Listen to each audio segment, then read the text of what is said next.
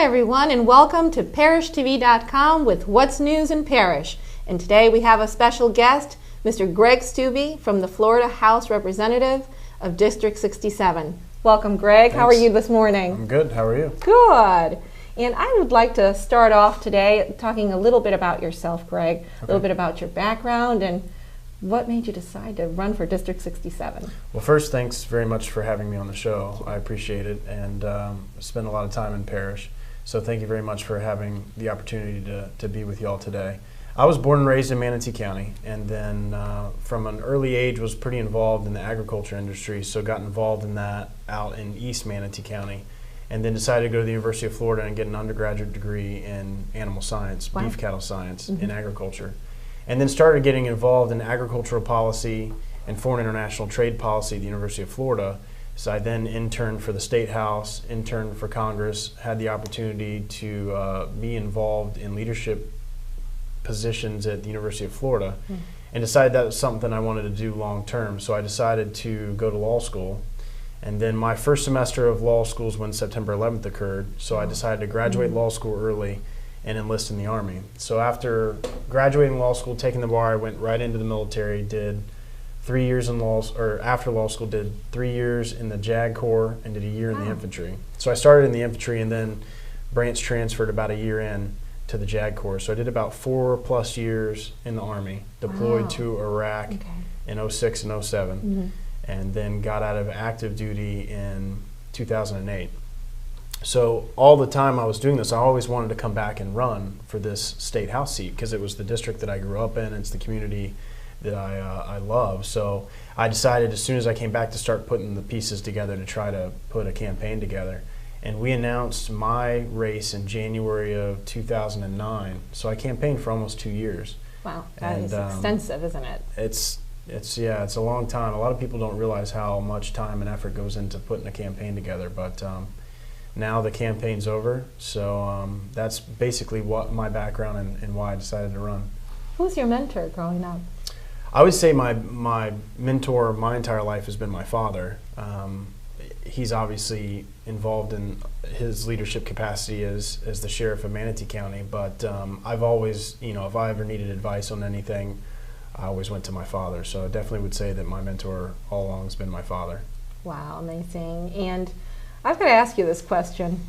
Were you surprised at the numbers, November 2nd? I know I was. You look at the amount of Republicans versus Democrats, so you know that you're kind of dealing with a 60-40 split. And we knew if we got over more than 55 or 58 that we were doing pretty good. So it was surprising to see the numbers come in the way they did.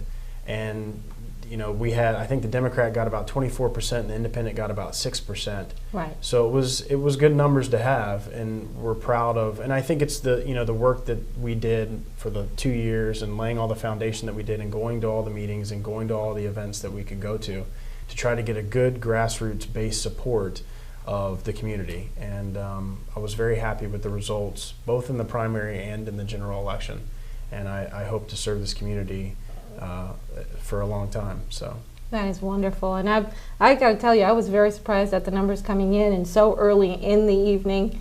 We were expecting to be attached to the TV set and to the news way into the wee hours of the night, and found out that around 9 or 10 it was all said and done, wasn't it? Well, it was even earlier than that. If you look at if you go right on the Manatee County Elections, Supervisor of Elections website, you can see as soon as they run the data. And right at 7 o'clock, they'll run the early voting ballots and they'll run the absentee ballots. Right. So pretty fast you'll have an idea of how you're trending. Right. And then we stayed true to the numbers. Our early voting and absentee numbers were almost as identical as our election day votes, so that was good. Because sometimes those numbers will change. But we knew pretty fast, once the numbers started coming in, the percentage they came in at. And Manatee has the majority of the district. We've got Southern Hillsborough and Northeast Sarasota County in the district as well. But if the numbers come in really strong in Manatee, it benefits well with the other counties. So. And that's a good point that you bring up, the extensive district that you do have. What is that? I go from Riverview all the way down to Clark Road in Sarasota.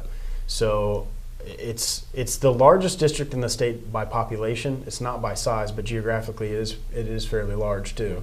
Because to drive just from Riverview to Clark Road in Sarasota is going to take like an hour, hour and a half. Easily. So it is a large district, and it's challenging. It has its benefits and its disadvantages. Obviously, driving to Tampa and Southern Hillsborough County to turn around and drive all the way to downtown Sarasota County can be challenging. But it also gives you the ability to meet people in different counties and represent different counties and be part of, I'm part of now 3 delegations, in the Hillsborough delegation, the Manatee, and the Sarasota. So I enjoy that because I have the diversity of a district that has 3 counties and a very diverse population, which is very good. Now with reapportionment this year, a lot of these districts are going to change. Ah, yes. They're going to have to make mine smaller because of the change in population. Because we are the biggest, when they do the census and spread it out amongst the 120 state reps, they're going to have to change the district somehow. Wow. And with Amendments 5 and 6 passing, I think we're going to have to use county lines and more geographical boundaries than have been used in the past. So it'll be interesting to see how the legislature redraws the lines for redistricting and how this district will look in 2012. Wow. And you've definitely hit the ground running, literally. Just last week you were up in Tallahassee, I believe. And I would like to know, what are the challenges that Florida faces, and more specifically Manatee County, in the upcoming years? Right. There's obviously the biggest problem right now, and the biggest issue that I think everybody's talking about is jobs and economic development and small business growth. With state unemployment, I think I saw the numbers was 11.7%. Our county in Manatee is actually higher than that. The last numbers I saw were like 12 or 13%. That's correct. So our focus from a legislative perspective has to be on the budget, has to be on encouraging small business growth and economic development, and trying to bring jobs to our districts and jobs to the state. So by far that's the #1 issue. And if you talk to, especially anybody that just got elected, but if you talk to any of the legislators right now, that's mostly their focus. Even the leadership, we've got Dean Cannon's the Speaker of the House, and we got Mike Herodopoulos, the Senate President. Correct. And both of them have made it very clear that their focus is going to be on jobs and the budget, and trying to make Florida a more beneficial place for small businesses to prosper. Very good. Thank you very much. And you do have your hands full right now. Ladies and gentlemen, why don't we take a quick break? Please don't touch that mouse. We'll be right back.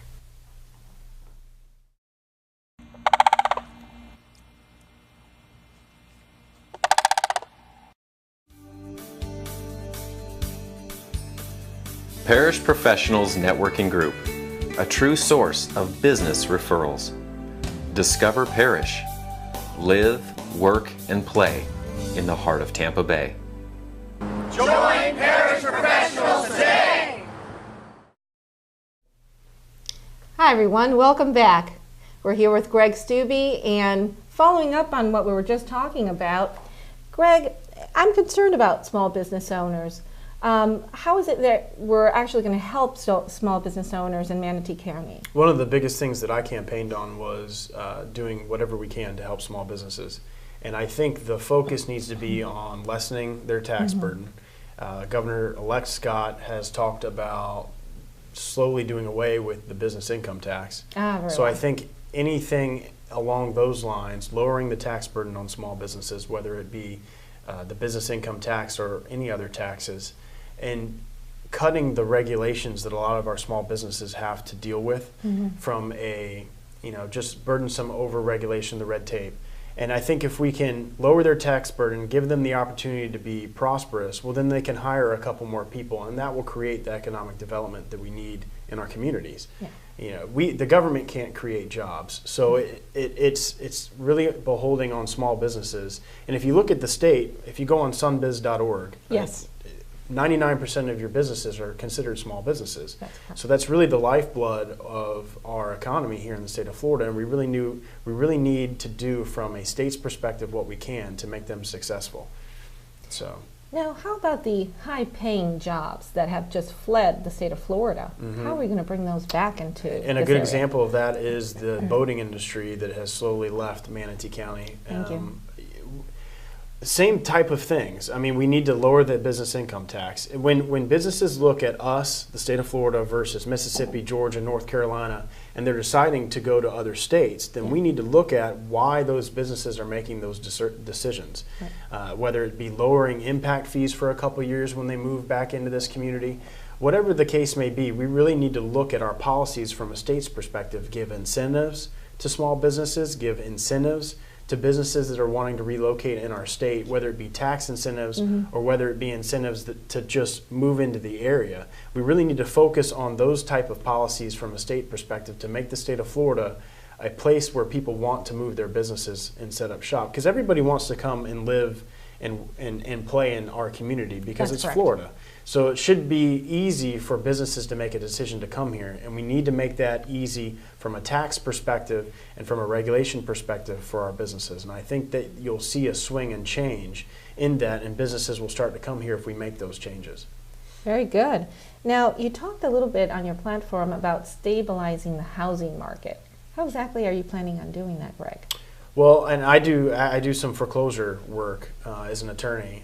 I think you're going to actually see a lot of legislation this year too to try to curb that, to try to curb the foreclosures, to try to stabilize the housing market. And it's the same thing. If we can bring jobs to our community, if we're able to make our small businesses successful and that brings jobs to our community, then those people that have those jobs are going to be able to purchase homes.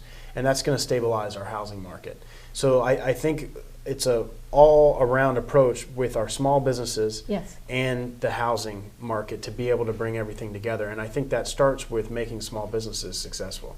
So it's really, it goes hand in hand, if they will. Now, what are we doing for those people that are ongoing right now in foreclosure or short sales? How are we tackling this every year? The Florida Supreme Court, starting this year, instituted a mandatory mediation program.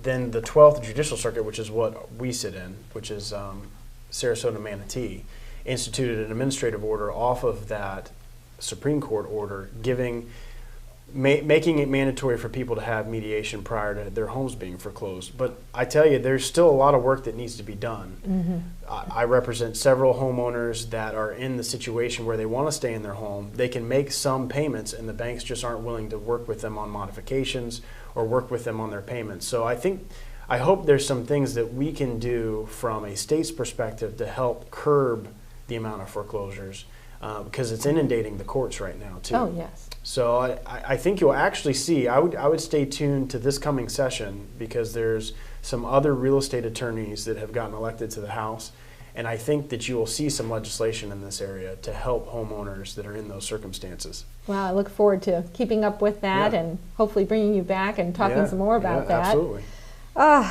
Our well and dear healthcare reform. And you know, in my industry, that has been a huge impact.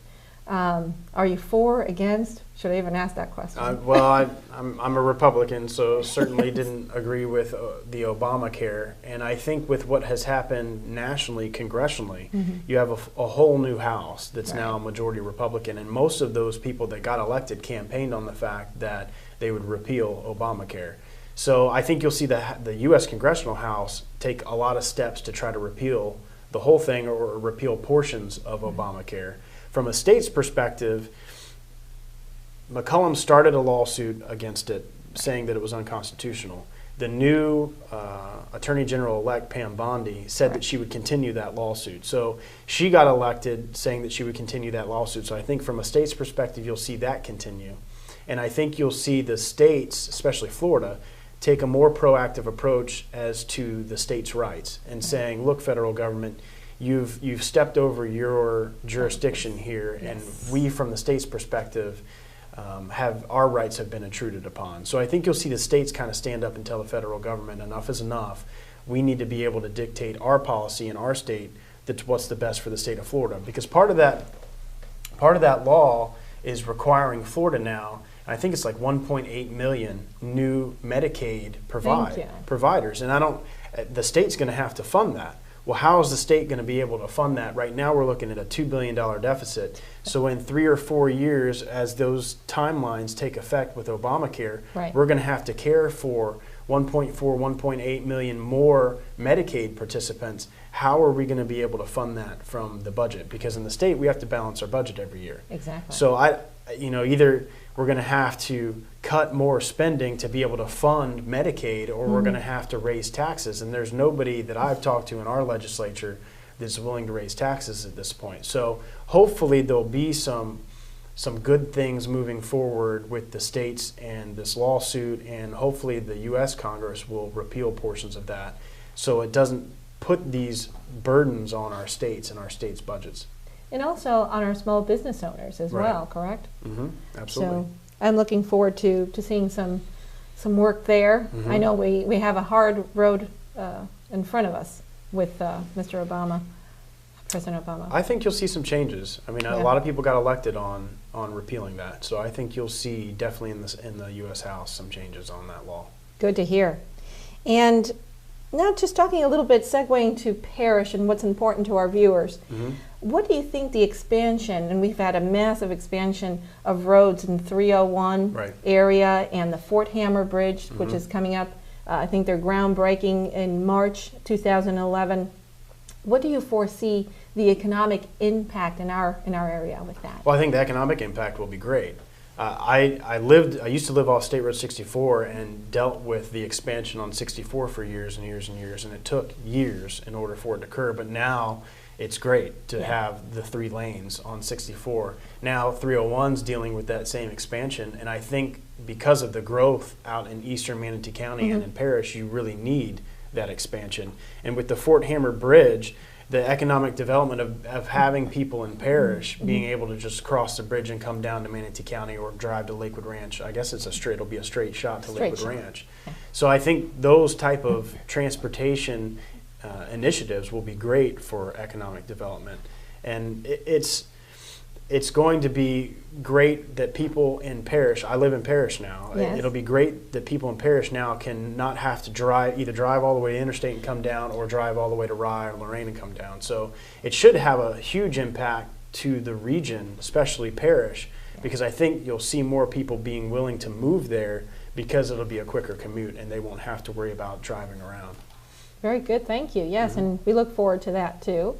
And tell me, Greg, how is a good way to contact you for the average citizen in Parrish, Palmetto, Ellington? That's a great question. Our district office is not set up yet, but if you go online to myfloridahouse.gov, you can get all of our contact information for our office, both our office in Tallahassee and our district office.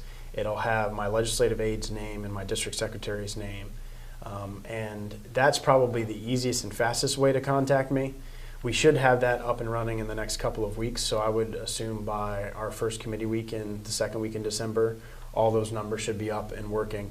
Our Tallahassee office is up and running now, and the email worked before. The email started the day we got elected. And what is that email address? It's greg.stuebe@myfloridahouse.gov. And if you can't remember the email address, you can go on the website and it'll say email your representative. So you can email me directly through the State House's website. That's fantastic. Thank you so much for joining us here today at What's News in Parrish. And please come back and join us for our next session of What's News in Parrish. Thank you. Thanks. Yep. PJ Sandwich Shop, a Parrish landmark since 1984, located in the heart of Parrish on U.S. Highway 301. Voted the best sweet tea in town and a local favorite. The folks here bring the highest quality meats, cheeses, and veggies right to your sandwich. Family owned and operated, and serves only locally grown produce and handmade bread. Come in and give us a try or let us cater your event. Delivery is available. PJ Sandwich Shop. Let's eat fresh right from the farm, not a franchise.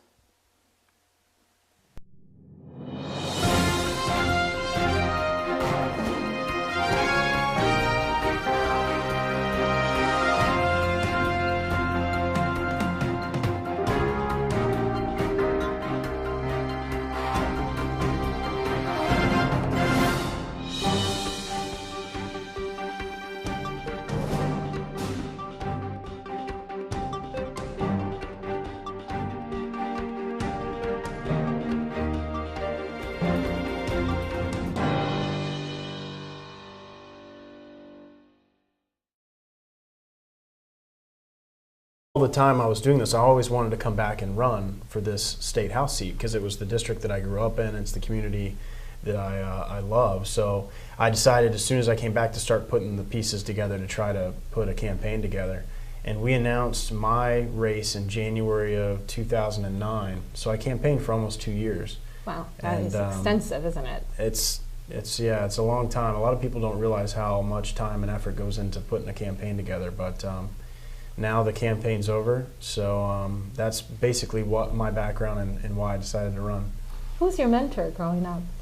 I would say my mentor my entire life has been my father.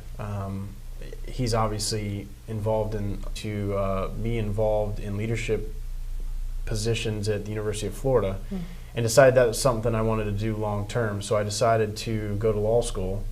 And then my first semester of law school is when September 11th occurred, so I decided to graduate law school early and enlist in the Army. So after graduating law school, taking the bar, I went right into the military, did 3 years in after law school, did 3 years in the JAG Corps and did a year in the infantry. So I started in the infantry and then branch transferred about a year in to the JAG Corps. So I did about 4+ years in the Army, deployed to Iraq in 06 and 07.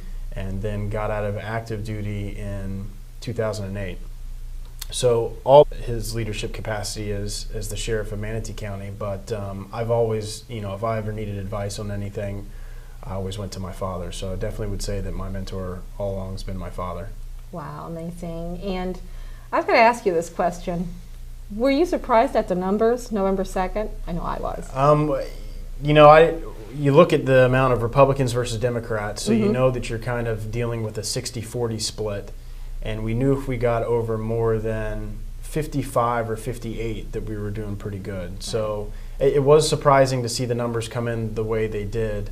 And I think the Democrat got about 24% and the Independent got about 6%. Start off today talking a little bit about yourself, Greg, a little bit about your background and what made you decide to run for District 67? Well, first, thanks very much for having me on the show. I appreciate it, and spend a lot of time in Parrish. So thank you very much for having the opportunity to be with y'all today. I was born and raised in Manatee County, and then from an early age was pretty involved in the agriculture industry, so got involved in that out in East Manatee County, and then decided to go to the University of Florida and get an undergraduate degree in animal science, beef cattle science, in agriculture. And then started getting involved in agricultural policy and foreign international trade policy at the University of Florida. So I then interned for the State House, interned for Congress, had the opportunity to I pledge allegiance to the flag of the United States of America and to the republic for which it stands, one nation, under God, indivisible, with liberty and justice for all. God bless America.